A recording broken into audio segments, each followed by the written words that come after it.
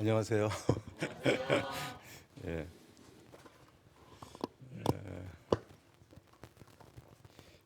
이게 뭘 써왔는데 보니까 약간의 이제 좀 이게 시각이 잘 안 맞아서 혹시 뭐 읽다가 뭐 또 얘기하다 이렇게 저 하겠지만 어쨌든 귀한 자리 이렇게 주셔서 감사합니다. 저는 정의평화를 위한 기독인연대에서 들꽃향림교회 예배의 설교자로 파송된 윤영수입니다. 어, 금년 초에 이종민 님이 계시군요. 김이종민 님이 연락을 해서 박재영 목사님의 안식년 소식을 전하면서 기독인 연대에서 평진도 강단 교류를 담당하고 있으니까 올해 한 겨울로 한 6명, 5명, 6명 정도의 설교자를 좀 보내줬으면 좋겠다고 얘기를 들었습니다. 그래서 뭐 저야 그냥 그때 좋다고 당연히 해야 된다고 했고 다시 다 대충 대략 다 섭외가 됐습니다 지금. 그래서 일정대로 이제 오겠죠. 그래서 저는 뭐 어쨌든 시간의 촉박성을 인해서 제가 먼저 가는 게 좋겠다고 해서 왔습니다. 들꽃향기교회 예배는 제가 한 1년에 한 번 정도 또는 어떤 때는 한 2번 이렇게 참석하게 되는 기회가 있는 것 같습니다. 근데 뭐 최근에 탄핵 정국에서는 파면 선고가 될 때까지 꽤 적지 않은 시간 동안 광화문에서 같이 집회를 같이 많이 하다 보니까 많은 분들이 참여한 기독인들이 다 한교회 같은 느낌으로 그렇게 시간을 지냈고 들꽃향리교회의 큰 깃발들을 보면서 쫓아갔던 기억도 있는데 그런 탓인지 오늘 뭐 좀 시간이 흘렀잖아요. 되고 나서 4일 날 됐으니까 한 20일 정도 흘렀는데 오랜만에 보는 분들인 것 같다는 생각도 좀 들어요. 거의 뭐 이틀 간격으로 보다가 저는 1988년 9월에 향림교회 출석해서 지금까지 37년간 지금은 이제 향림 공동체의 일원으로 그런 일원이라는 정체성을 가지고 기독인으로 살고 있습니다. 향림교회의 창립 정신과 분가를 통해 설립한 강남향림, 들꽃향림 그리고 섬돌향림의 정체성과 선교 방향의 올바른 신앙을 갖도록 깨우쳐 주었고 향림 공동체에서 만난 많은 분들이 저의 신앙을 지켜준 감사한 분들이라고 생각합니다. 들꽃향림 교회 많은 분들도 그런 분들이십니다.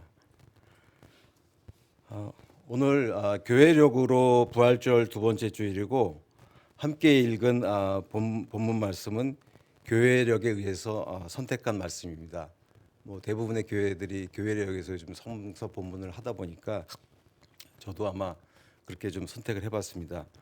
먼저 읽은 사도행전은 예수 그리스도의 십자가 죽음과 승천 이후의 사건들이 기록된 책이고 초기 그리스도 교회의 모습을 보여주는 중요한 문서입니다. 당시 유대인의 지역에서 시작해서 인근과 더 먼 이방 세계로 복음이 전파되는 것을 기록한 문서입니다. 제자들이 예수의 말씀과 부활을 전하다 대제사장에게 잡혀와서 옥에 갇혔는데 전사의 도움으로 옥을 나와서 성전에 가서 말씀을 전하다가 다시 잡혀와서 공의에 끌려와서 이제 신문을 받는 장면인데요. 제자들은 대제사장들의 회유와 협박에 아주 당당히 맞섭니다. 아까 읽어 주셨듯이 29절에서 사람에게 복종하는 것보다 하나님께 복종하는 것이 마땅하며 이 말씀은 들으면서 왠지 좀 웃음이 좀 나오더라고요. 누군가가 생각이 나서 32절에서는 우리는 이 모든 일의 증인이라고 대답합니다. 부활절 둘째 주일을 맞아 예수를 주님으로 고백하는 우리들은 죄자된 사명으로 생명의 말씀을 세상에 알리고 함께 나누어야 할 사명이 있음을 사도행전 말씀을 읽으며 다시금 자각하게 되었습니다. 향림 공동체의 일원으로 37년간의 시간을 보내며 많은 일들이 있었지만 두 가지가 저는 생각이 납니다. 이번에 말씀을 좀 준비하다 보니까 2003년 초 평진도 운동단체인 정의평화를 위한 기독인연대가 창립될 때 참여한 것이고 아직까지 이제 참여해서 활동을 하고 있습니다. 또 하나는 2013년 섬돌 향림교회가 분가될 때 함께 참여한 것입니다. 이 두 가지 모두 현재까지 지속되는 일입니다. 기도연대 활동은 에큐메니컬 연대 운동 차원에서 좀 더 새로운 경험을 할 수 있는 계기가 되었습니다.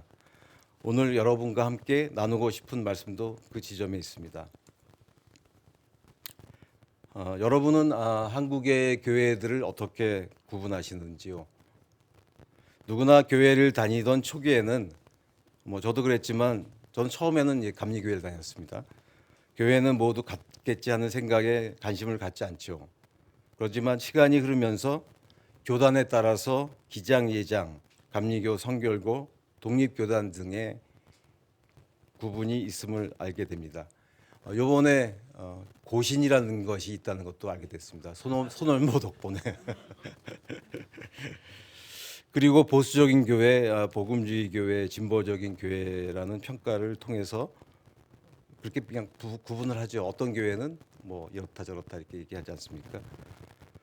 그런 얘기도 듣는데 그런 구분이 있다는 것도 이제 생각을 하죠. 근데 들꽃향림교회는 아마 교단으로는 기독교 장로회 소속이고 성향 평가는 진보적인 교회라고 저는 생각하는데 여러분 어떻게 생각하시는지 모르겠습니다.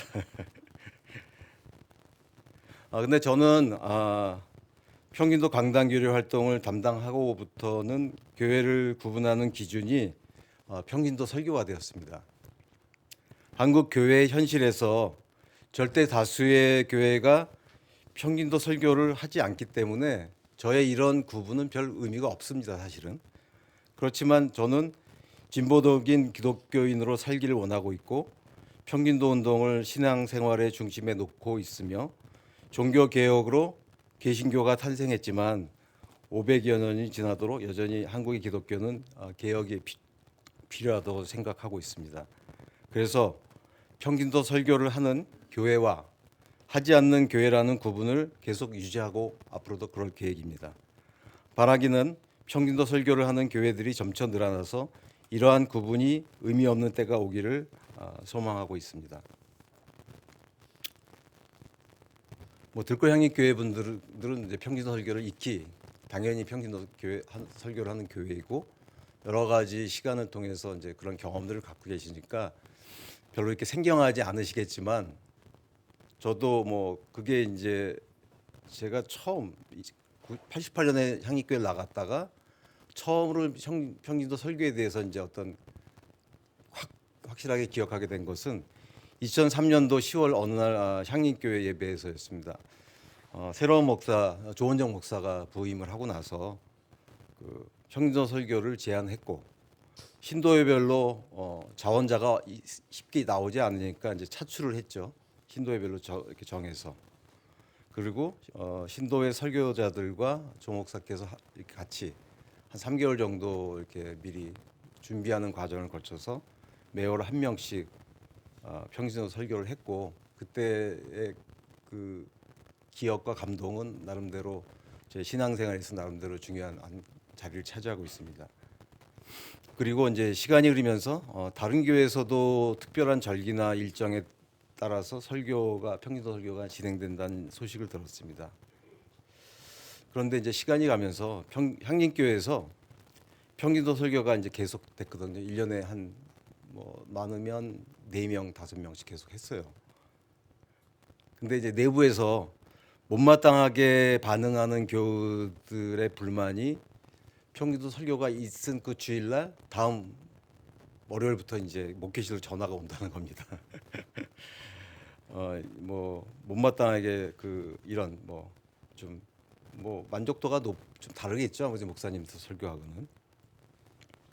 그래서 상당히 목회실이 평균도 설교를 할 때마다 되게 예민하게 생각을 하고 준비하는 과정도 했지만 결과는 비슷했고요. 이런 모습을 보면서 저는 가장 진보적이었던 교회에서조차 부정적인 반응이 있었다는 것은 한국 교회 설교 강단에 목사가 아닌 사람이 서면 불편하다는 그 상황을 보여준 단적인 사례가 되겠죠. 몇 년이 아니라 한 10여 년이 된 것 같습니다. 평진도 활동을 열심히 하는 어떤 교회에서 평진도가 하는 설교는 목사가 주보의 간증이라고 표현했고 본인이 할 때는 설교라고 이렇게 표현을 했다고 합니다. 별거 아닌 것 같지만 이 교회는 그로 인해서 목사님하고 좀 불편한 시간을 꽤 가졌죠. 어쨌든 교회 개혁 활동의 진전에 따라 교회의 절대 다수를 차지하는 평신도의 자각과 주체적인 활동이 강조되는 분위기가 커지면서 평신도 설교는 점차 확산되었습니다. 뭐 지금에 있어서는 이제 상당히 확산된 느낌을 갖지만 한 10년 전만 해도 뭐 되게 아주 드문 일이었죠. 그리고 진보적인 목사들은 설교를 통해서 다양한 이야기를 듣고 현장의 목소리도 듣기 위해서 평신도들과 함께 강단에 서야 할 필요성도 느꼈습니다. 그렇지만 여전히 소수의 교회가 하는 것이 없고 그 소수의 교회들이 계속 그것을 지속적으로 이어갈 수 있지는 교회의 어떤 여러 가지 역량상 그 교회들이 감당할 몫인데 제가 이렇게 살펴보면 열심히 하던 교회들이 갈수록 좀 줄어드는 느낌은 듭니다. 그러니까 설교는 하는데 그 횟수와 빈도수가 좀 적어지는 것을 제가 이렇게 보고 있습니다. 기독인 연대의 집행위원이 소속되어 있던 교회들에서 평진도 설교가 진행되고 있음을 알고 이런 설교들을 서로 연대해서 강단교류라는 차원에서 목사님들은 강단교류를 하지 않습니까?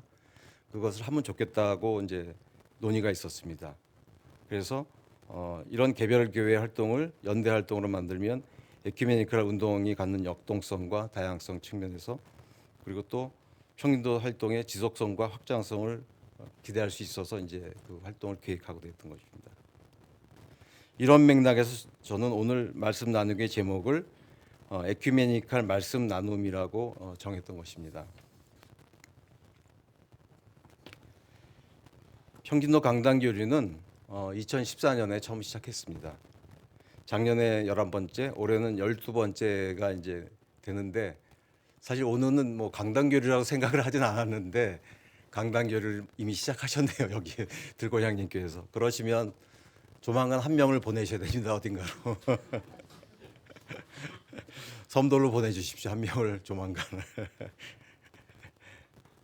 11년간의 강단교류 활동을 개괄해서 말씀드리면 전부 참여한 교회는 이제 한 19개 교회 정도가 됩니다. 그리고 서울, 경기, 저기 김제, 창원 뭐 이렇게 해서 하고 있습니다. 그리고 그 누적적으로 설교를 참여한 분들을 이제 숫자를 세 보니까 한 100여 명이 좀 넘더라고요.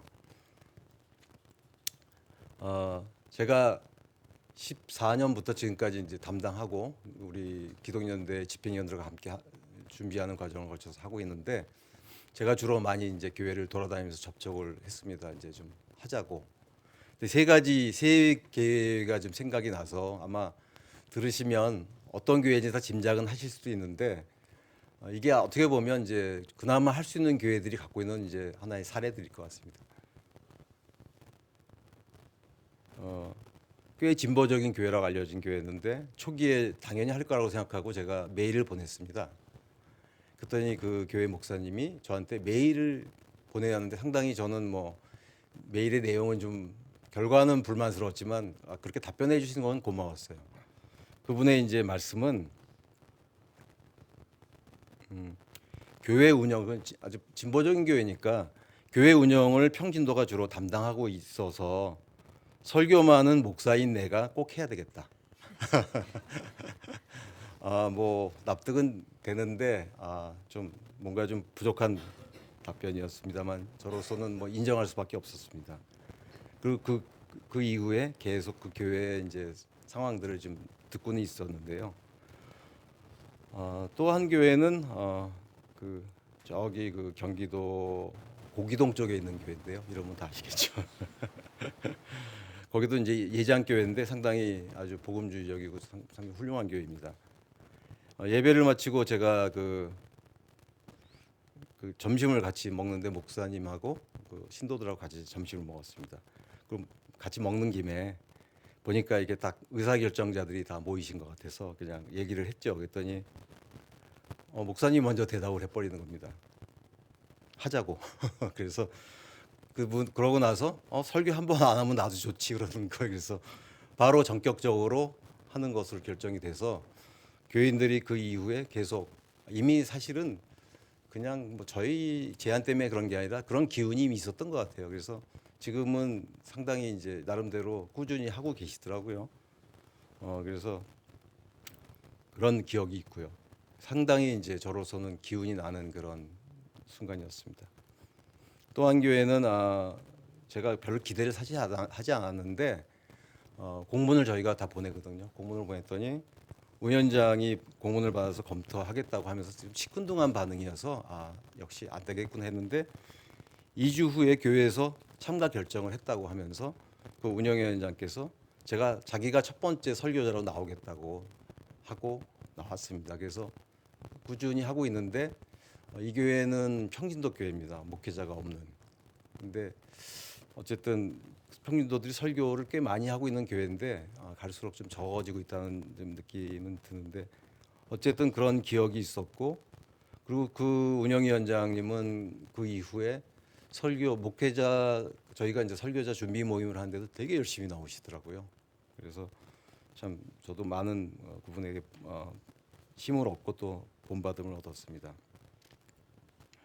근데 제가 이번에 주보를 보니까 들골장례교회는 이제 보통 통칭 설교라고 하는 것을 말씀 나누기라고 표현을 하고 계시더라고요. 그래서 제가 딴 섬돌은 하늘뜻 펴기라고 하고 있고 딴 데도 좀 제가 아는 교회들 찾아봤더니 강남도 하늘뜻 펴기, 향린도 하늘뜻 펴기, 그다음에 세길교회는 말씀 증거, 그 세민족은 아마 설교라고 했던가 최근엔 좀 체크를 못 해봤는데 표현들은 조금씩 틀리지만 뭐 우리가 크게 설교라는 그 범주에 있는 얘기들을 아마 교회마다 그 설교에 대해서 갖고 있는 생각들이나 이런 것들이 반영이 돼서 좀 근데 저도 하늘뜻 펴기보다는 말씀 나누기가 사실 좀 더 하는 입장에서 편한 것 같긴 합니다. 뭔가 하늘뜻 펴라 그러면 이거 좀 부담스러운 건 사실이거든요. 사실은 그렇지만 뭐 어쨌든 그 내용에 있어서 차이가 있는 건 아니죠. 뭐 어떤 서로 지대 차이가 있거나 그런 건 아니라고 생각합니다만 그래도 우리가 각자 받아들이는 느낌은 좀 다르다는 생각은 듭니다. 아마 예배에서 가장 중요한 순서가 뭐냐고 한번 이제 스스로 생각해 보면 뭐 각자 좀 자기가 하는 역할에 따라서 좀 다르게 생각할 수 있지만 그래도 역시 설교가 제일 중요하다고 생각하는 것이 보편적인 것 같기는 합니다. 그리고 그럼 누가 하는 게 맞냐고 하면은 이제 설문을 한다면 역시 한 60, 70%는 뭐 목사가 하는 게 맞다고 이제 하겠죠. 뭐 이건 선택적인 문제는 아니겠지만 그래서 저는 뭐 그것이 기독교적 전통에 따르든 관행이든 뭐 당연한 거라고 이제 생각은 합니다. 그것이 뭐 잘못된 건 절대 아니니까요. 그런데 한번 이런 생각을 해봤습니다.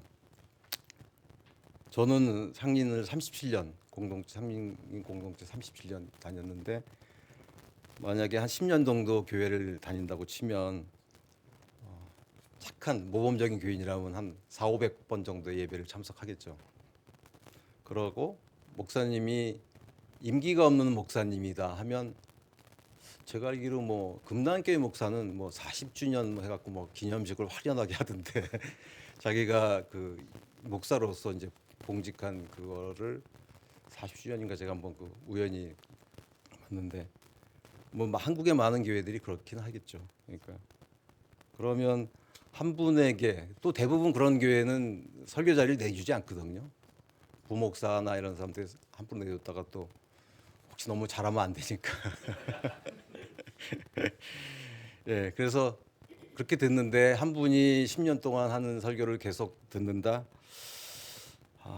뭐 사실 저희는 뭐 아시겠지만 뭐 서로 아는 교인들끼리 예배 시간에 졸지 말라고 서로 뭐 이제 이렇게 우스갯소리도 하지만 아마 이제 좀 그 설교에 참여하는 것들이 좀 많이 느슨해지기도 하고 또 오래 다니다 보면 딱 성경 본문이나 제목만 봐도 딱 감을 잡고 한 50%를 딱 이렇게 생각하는 분들이 계시던데 하여튼 그런 시간들을 이제 좀 긴장하거나 이렇게 이렇게 깨어 있지 못하는 그런 시간들이 됐지 않을까 하는 생각이 듭니다. 저희가 그 설교 처음에는 설교자들을 대부분 막 억지로 나오신 분들이기 때문에 그 준비 모임을 많이 했어요. 그래서 그때 준비 모임을 도와주셨던 분이 이제 지금 향림교회 담임이신 한문동 목사셨는데, 그분이 이제 설교에 대해서 쭉 뭐냐라고 이제 약간 1시간 정도 설명해주고, 그분이 이제 설교를 이제 이렇게 쓰게 하고 쓴 걸 보내주면 본인이 코멘트를 하고, 또 저희가 같이 모여서 설교 쓴 거를 같이 얘기 나누고 듣고 평가하고 하는 시간을 가졌습니다. 그래서 두 가지죠. 그러니까 되게 힘들었다는 분도 있고 되게 좋았다는 분도 있고, 그렇지만 나쁘지는 않았다. 그 시간들이 의미 있었다고는 다들 이제 반응을 합니다. 그래서 그분이 그때 이제 설명했던 게 그냥 교과서적으로 아마 이제 설교학적으로 그렇게 말씀을 하시는 것 같은데, 설교라는 것은 설교자가 성서 본문을 읽고 그 본문에 대한 성실한 주석을 통해서 예수 사건에서 드러난 하나님 나라의 경험과 하나님의 뜻을 분별해서 본문이 지닌 내적 의미를 체득한다는 거 참 어려운 거 아니겠습니까? 그것을 그리스도인 청중의 상황에 맞게 적절한 언어를 통해서 전달하는 일련의 행위다라고 했는데, 뭐 저도 지금 읽었지만 여전히 이제 한 반은 이해할 것 같고 반은 좀 여전히 좀 뭐 과제적으로 남습니다. 근데 이렇게 이제 쭉 설명을 했는데 1시간 듣다 보면 이해는 되지만, 이런 정의를 이제 쭉 해주니까 그때 준비 모임 때 이렇게 얘기를 하니까 어떤 분이 그러는 거예요. 목사님들은 설교 준비를 할 때 모두 그렇게 하시나요? 그때 한 목사님께서 좀 답변을 정확하게 안 하셨던 것 같긴 한데 예. 그렇지만 제가 이제 들어본 많은, 저는 제 취미가 교회들 평소 설교하는 교회들 돌아다니면서 그 설교 듣는 거고, 최근에 문재우 장로님, 이종민님 또 다 이렇게 들어봤습니다. 여기 저기 다니면서 설교한다는 얘기 들으면 이제 시간 내면 좀 듣게 되는데, 근데 평신도들의 설교는 저도 경험상 그렇지만 성서 본문을 먼저 선택하지 않고 본인이 경험한 사건과 경험 중에 하나님 나라의 가치인 생명과 평화, 정의의 기준에 부합한 어떤 경험을 먼저 이제 생각을 하는 것 같습니다. 그리고 그런 사건과 경험을 통해 알게 된 하나님의 뜻을 뭐 생각하고 깨닫고, 거기에 맞는 성서 본문을 뭐 대한성서 공회를 통해서든지 검색을 해서 하다 보면 이제 찾아지는 것들이 있죠. 그러면 그 본문을 읽으면서 좀 더 이제 그 연관성을 높이고 그것을 이제 준비하고 하는 그런 과정들을 갖는 것 같습니다.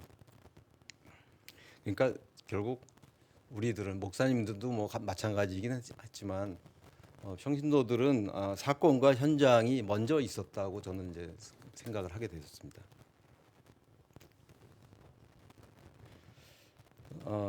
뭐 설교자가 어떤 자격을 갖춰야 되느냐는 뭐 종교개혁 전통이나 종교개혁의 그 만인사제절 전통이나 또 그다음에 우리가 어떤 제도적인 신학교를 나오느냐 아니면 그 공부를 어느 정도 했느냐에 따라 다를 수 있겠지만,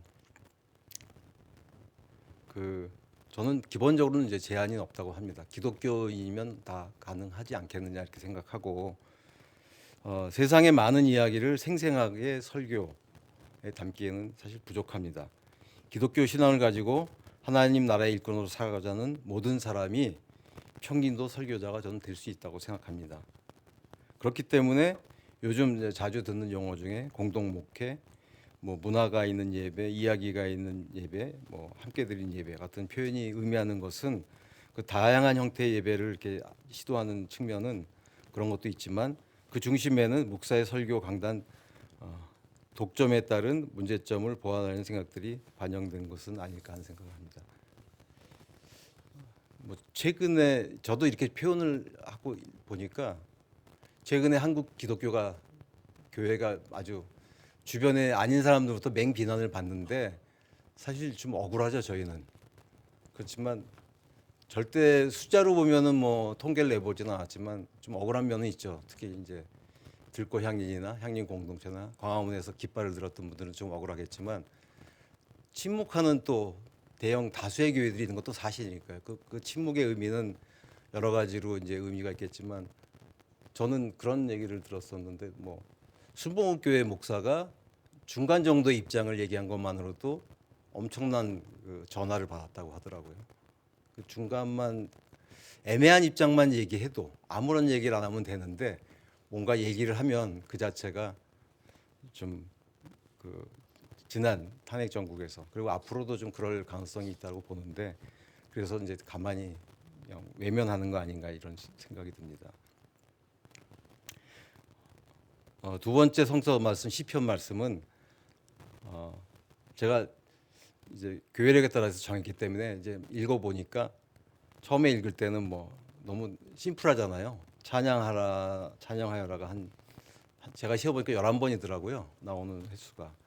근데 이제 여러 번 읽다 보니까 이게 한편의 노래를 부르는 것 같이 되는 느낌을 받았습니다. 이게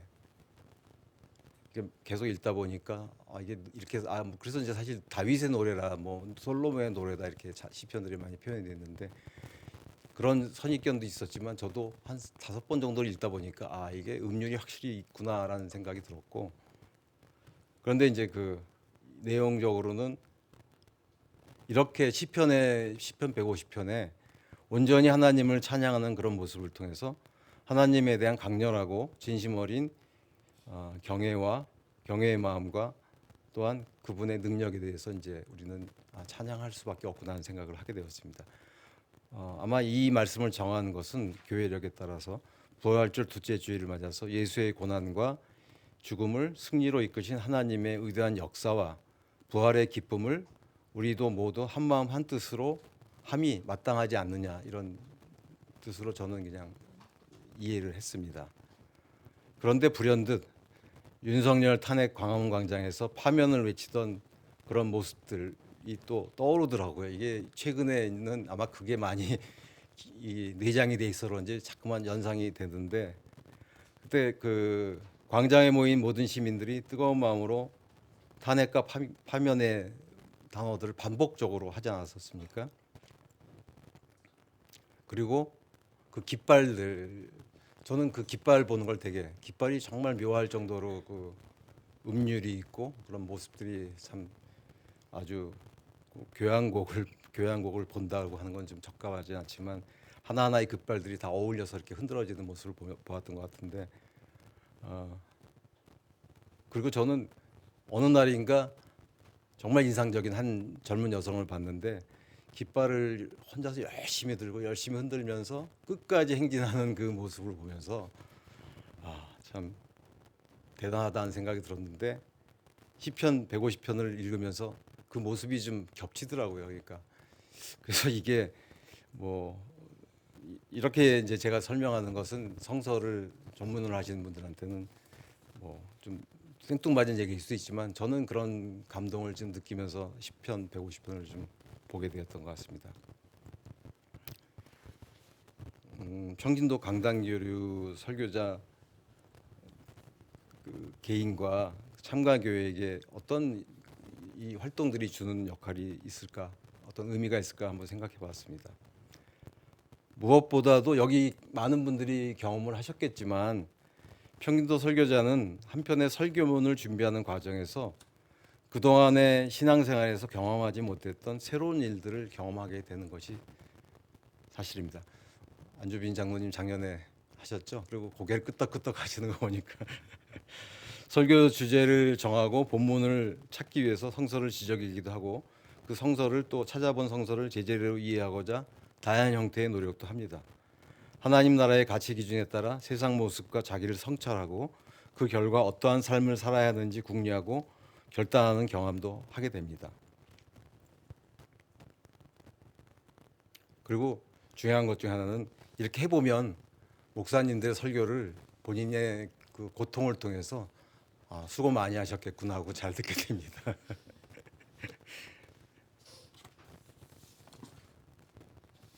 그리고 더 중요한 것은 저는 그냥 아까 이제 에큐메니칼 얘기를 했는데 한국 교회의 에큐메니칼 정신으로 회복하는 일에 상당한 기여를 할 수 있다고 봅니다. 원래 교회라는 것이 공적인 다양한 역할을 수행해야 하는데 한국 교회 현실은 개교의 울타리를 벗어나지 못하고 있는 게 현실이고요. 원래 하나였던 개신교가 시간이 갈수록 분파주의에 휩쓸려 이제는 하나였던 뿌리조차 이제 없는 것 같습니다. 그로 인해 폐해는 더 이상 세상은 교회의 공적인 역할을 기대하고 있지 않습니다. 평신도가 서로 연대해서 다른 교회에 가서 설교를 하는 평신도 강단교리 활동은 이러한 흐름을 되돌릴 수 있는 자그마한 모습이 될 수 있을 것이라고 봅니다.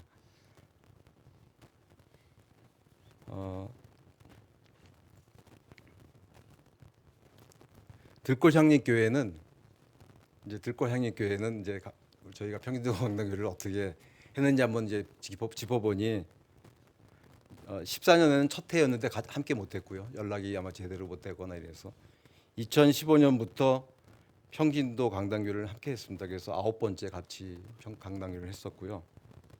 그동안 9명의 설교자가 파송돼서 9개의 교회에서 설교를 해주었고 강단교를 위해서 이제 많은 분들이 수고해 주셨는데 저는 오늘 기대하지 않았는데 미처 생각 못했는데 저기 문장로님도 계셨는데 문장로님은 그때 세길교회 가서 그때 한번 하셨었어요.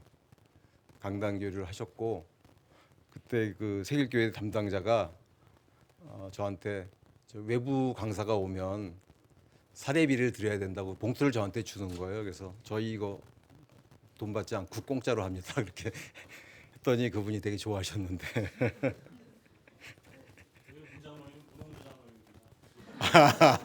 예, 맞습니다. 앞으로 마무리하겠습니다. 앞으로 강단교를 지속하기 위한 노력에도 불구하고 한국 교회 상황은 쉽지 않음을 느낍니다. 교회에 대한 세상의 신뢰도 그다음에 저하와 청년층의 기독교 외면에 따른 교인의 노령화와 물질 만능이 초래하는 자본의 우상화, 근본주의적 성경 해석과 정치적 보수화, 요즘은 뭐 보수화 정도라는 표현으로는 적합하지가 않죠. 그런 것들이 강화되고 있고 그다음에 한국 교회가 대적해야 될 과제는 손꼽을 수 없을 정도로 산적해 있습니다. 세계가 지금 다 마주치고 있는 것이 파시즘이라고 하는 포괄적인 개념에서 보면은 저희뿐만 아닌 거죠. 그래서 세계적으로 그런 과제가 있는데 우리 기독인들이 깨어 있고 주체적인 신앙인으로 살아가기에는 무력감과 패배주의에 빠지기 쉬운 시대를 살고 있습니다.